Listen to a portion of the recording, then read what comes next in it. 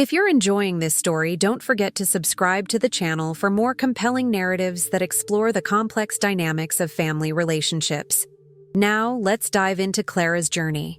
The crystal glasses clinked together in a harmony that felt anything but harmonious to Clara Hayes. The upscale Chicago restaurant, Maison Azur, sparkled under strategically placed lighting that made everything look expensive. Because it was. The white tablecloths were pristine, the silverware gleaming, and the atmosphere thick with pretension that Clara had never felt comfortable in, despite having grown up in a family that aspired to such surroundings. Clara shifted in her seat, acutely aware that her sensible navy dress from a department store clearance rack stood in stark contrast to her sister Kate's designer ensemble. Even after a 12-hour night shift at Northwestern Memorial, Clara had managed to arrive on time, her hair neatly styled, her makeup carefully applied. Yet she could feel her mother's disapproving glance at her chipped nail polish, an inevitable casualty of hospital work. To Kate, their mother, Eleanor announced, raising her glass of champagne that cost more than Clara's weekly grocery budget. "My beautiful daughter, 29 years young today. The daughter I'm proud of, who continues to exceed every expectation." The words hung in the air like a noxious gas. The daughter I'm proud of. As if there weren't two daughters present at the table. Kate, with her perfect blonde highlights and flawless skin, smiled graciously. "Thank you, Mom," she said, her voice carrying the polished cadence of someone who had never known what it meant to struggle. Someone who had attended an Ivy League university without working a single job, who had moved directly into a fully furnished apartment in Lincoln Park after graduation, all funded by their parents. Clara took a long sip of her water, wishing it was something stronger. Under the table, her fingers traced the outline of her phone in her purse, calculating how many hours of overtime she would need to work this month to cover her student loan payment. The loans she had taken out because, unlike Kate, there had been no parental education fund waiting for her. "Clara," her father, Richard, said suddenly, perhaps noticing her silence, "how's work at the hospital?" Before Clara could answer, Eleanor interjected. "Let's not talk about sickness and hospitals during dinner, Richard. It's Kate's special day." Clara's smile froze on her face. Of course. Even her professional accomplishments, becoming a registered nurse after years of night classes while working full-time, were deemed inappropriate dinner conversation on the altar of Kate's birthday. The server approached with another round of drinks that Clara hadn't ordered, but would undoubtedly be expected to help pay for. As she watched Kate open an expensive handbag from their parents, the third gift of the evening, Clara felt something shift inside her, like a tectonic plate that had been under pressure for far too long. She didn't know yet that before the night was over, 27 years of accumulated resentment would finally erupt. The four-course meal progressed with excruciating slowness.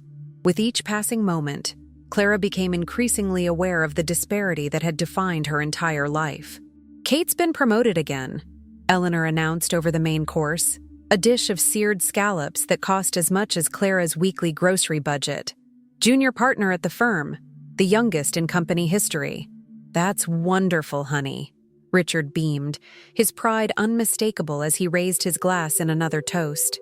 Clara nodded and smiled, the expression so practiced it felt like a facial exercise. "Congratulations, Kate," she said, and meant it. Despite everything, she had never resented her sister personally. Kate hadn't created the imbalance, she had merely benefited from it. "Thanks, sis," Kate replied, her smile genuine. There were moments when Clara thought Kate might actually see the disparity, might recognize her privilege, but those moments never led to any meaningful change. "And what about you, Clara?" her father asked, making another attempt at inclusion. "Anything new?" Clara hesitated. There was news. Significant news. After years of extra shifts and careful saving, she had finally put a down payment on a small condo in Uptown. It wasn't Lincoln Park, but it was hers, achieved entirely through her own effort. "I bought a place," she said quietly. "Closed last week." A brief silence fell over the table. "A place," Eleanor repeated, as if Clara had announced she'd purchased a spaceship. "A condo," Clara clarified. "One bedroom in Uptown. Nothing fancy, but it's mine." "Uptown?" Eleanor's nose wrinkled slightly. Isn't that area a bit transitional?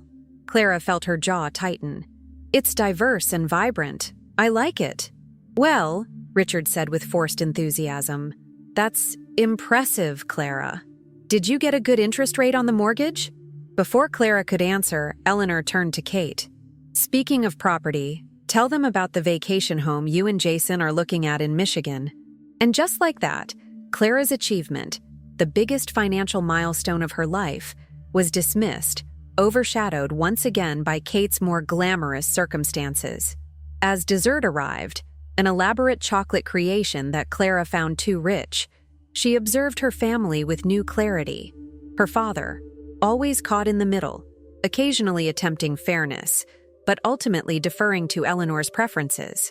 Her mother, whose love seemed directly proportional to achievement and status. And Kate, golden and gleaming in the center of it all, accustomed to the spotlight like a flower turned perpetually toward the sun. The server approached their table again, this time with the leather folio containing the bill.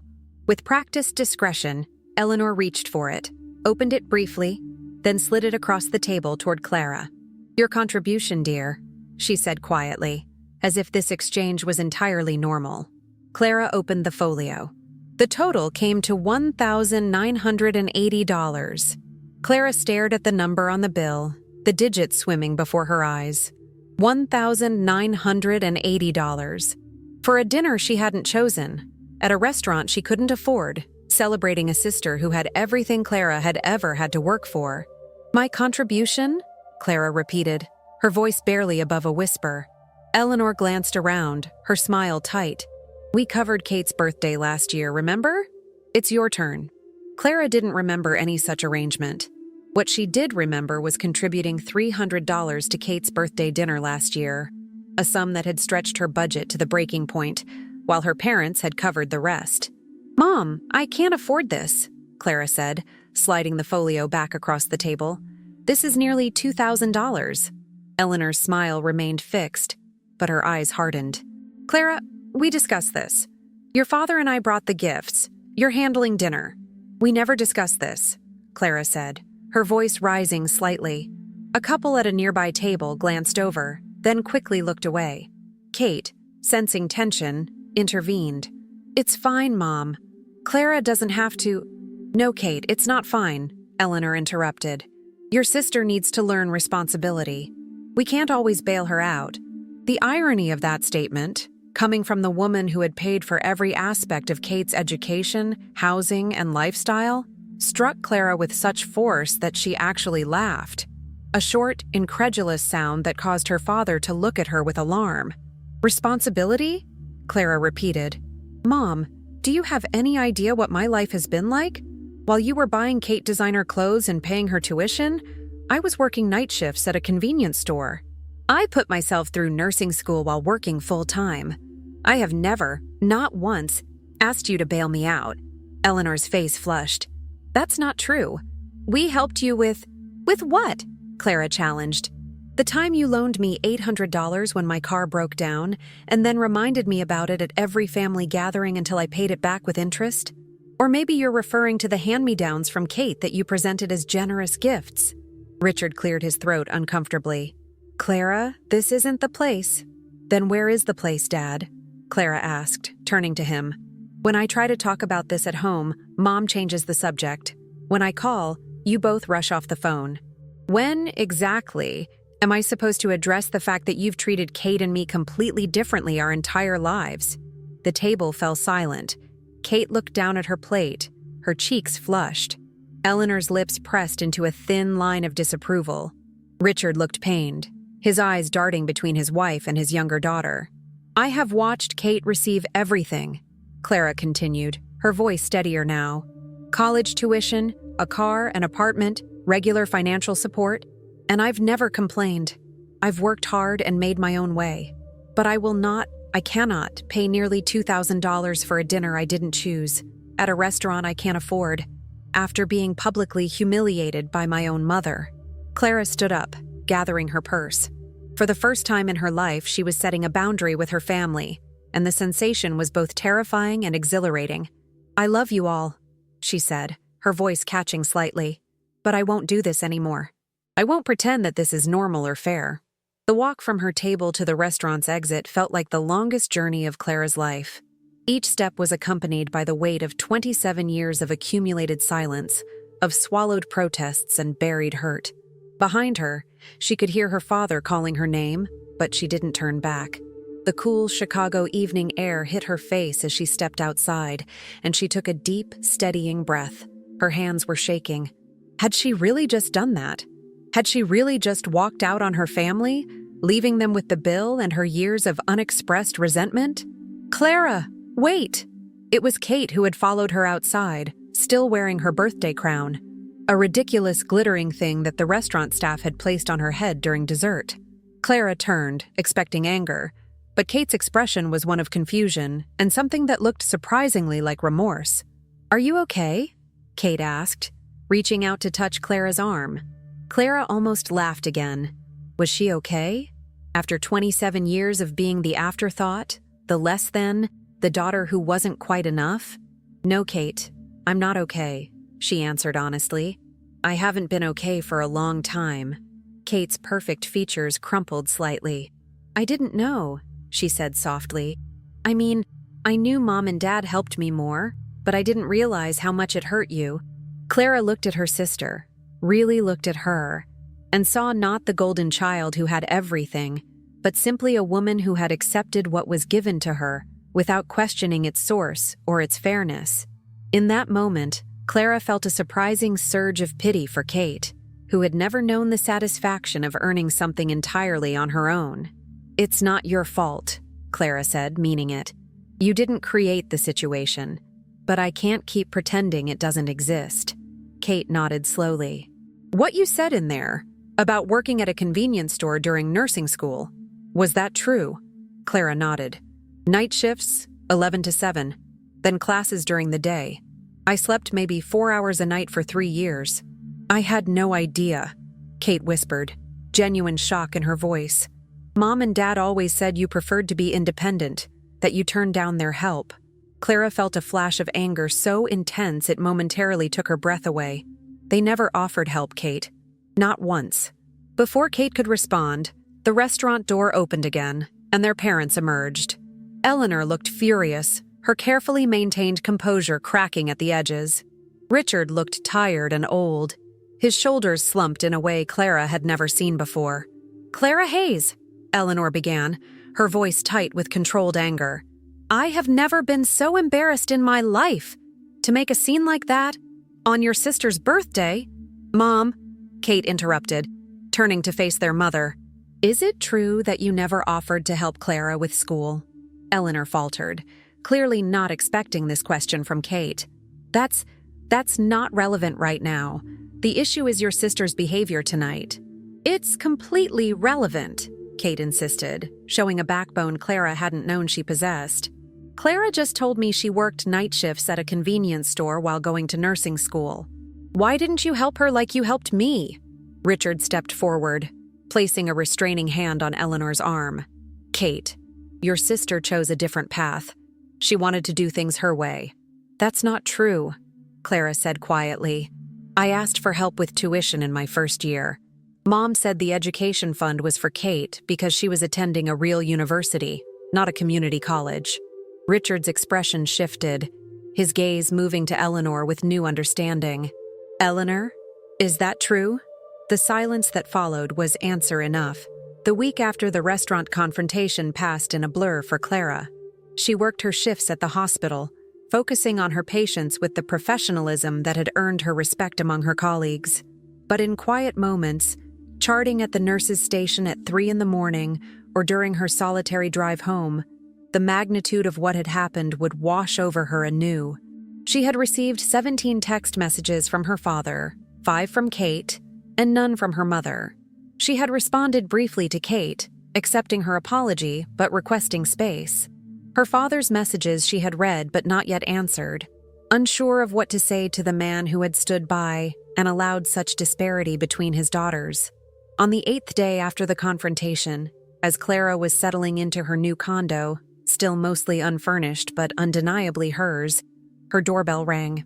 Through the peephole, She saw her father standing alone, looking smaller somehow than she remembered. Clara hesitated, then opened the door. "Dad," she said, neither inviting him in nor sending him away. Richard Hayes stood awkwardly in the hallway, holding a small potted plant, a housewarming gift, she realized. "Clara," he said, his voice rough with emotion. "Can we talk?" She stepped aside, allowing him to enter the small living space. He looked around, taking in the modest dimensions of her condo, the carefully selected but inexpensive furniture, the framed nursing degree on the wall, evidence of her hard-won achievements. "It's nice," he said finally. "You've done well for yourself." Clara accepted the plant, placing it on her small dining table. "Thank you," she said simply. They sat across from each other, the silence between them heavy with unspoken words. Finally, Richard spoke. "I owe you an apology," he began, his voice unsteady. "Many apologies, actually.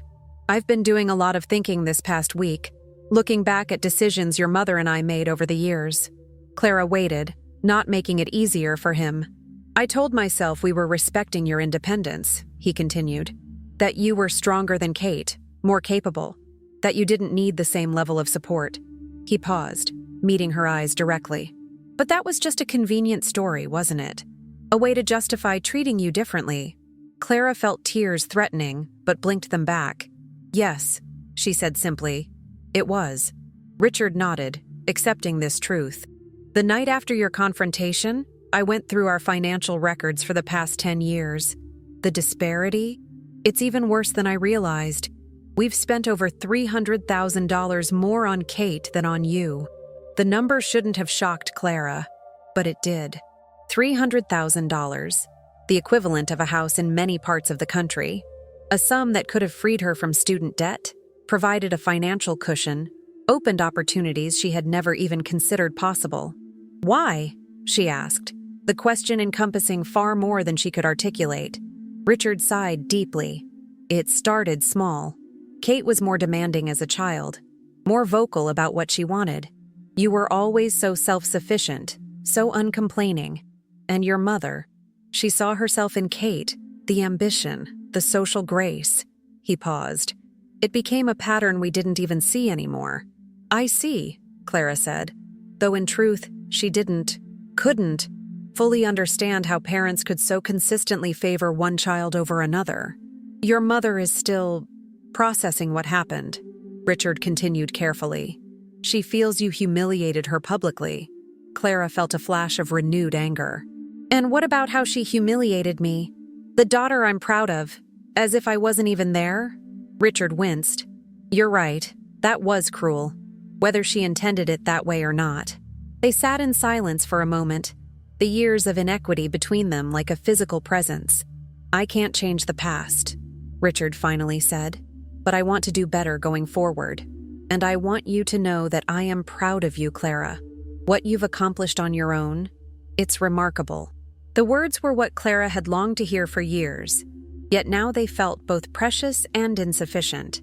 A single acknowledgement couldn't erase decades of disparity, but it was a beginning.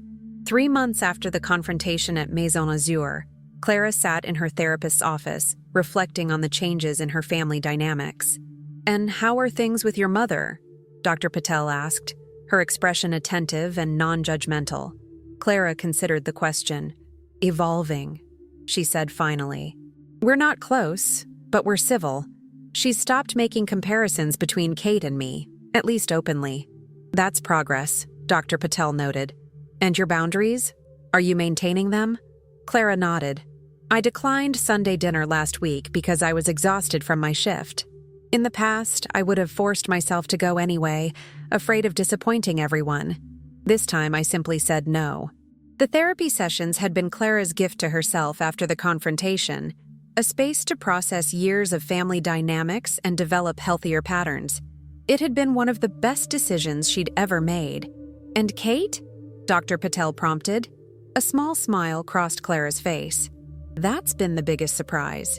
Once she understood the extent of the favoritism, she was horrified. She's been making real efforts to equalize things. Indeed, Kate had been unexpectedly proactive in addressing the imbalance. She had confronted their parents about their treatment of Clara, insisted on paying her back for years of inequitable gift-giving, and most surprisingly, had asked Clara to teach her budgeting and financial management, skills Kate had never needed to develop. Last week, she asked me to help her cook a meal from scratch, Clara added. Apparently, she's never actually made anything more complicated than pasta. We made lasagna in my tiny kitchen, and it was nice, like discovering a new version of my sister. Dr. Patel smiled. Relationships can evolve in surprising ways when honesty enters the equation. Clara nodded, thinking of the family dinner 2 weeks earlier, the first she had attended since the confrontation. Her father had made a point of asking about her work, genuinely listening to her descriptions of challenging cases and professional accomplishments. Her mother had been quieter than usual, but had made an effort to engage with Clara directly, asking about her new condo and even offering to help with decorating ideas. It wasn't perfect. There were still moments of tension, still instances when old patterns threatened to reassert themselves. But something fundamental had shifted. "I've been thinking about forgiveness," Clara said slowly. "Not forgetting or excusing what happened, but releasing some of the anger I've carried for so long. It's exhausting being angry all the time. Forgiveness is a process," Dr. Patel reminded her, "and it's primarily for your benefit, not theirs. It doesn't mean what happened was acceptable." Clara nodded, understanding this distinction more clearly now than she had 3 months ago. As the session wound down, Clara gathered her things, feeling the lightness that often followed these conversations. Outside, the Chicago summer was in full bloom, the city vibrant with energy and possibility. Her phone buzzed with a text from Kate. "Dinner at my place tonight? I'm attempting that curry recipe you showed me. No pressure, but there will be emergency takeout on standby if I fail spectacularly." Clara smiled, typing back. "Sounds good. I'll bring dessert." As she walked toward the L station, Clara reflected on the journey of the past 3 months.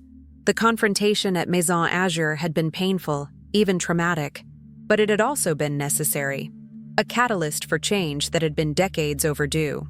She thought of her new condo, small but truly hers, of her career, built through her own determination and hard work, of the boundaries she was learning to establish and maintain, of the relationship with her sister that was evolving into something more balanced and authentic.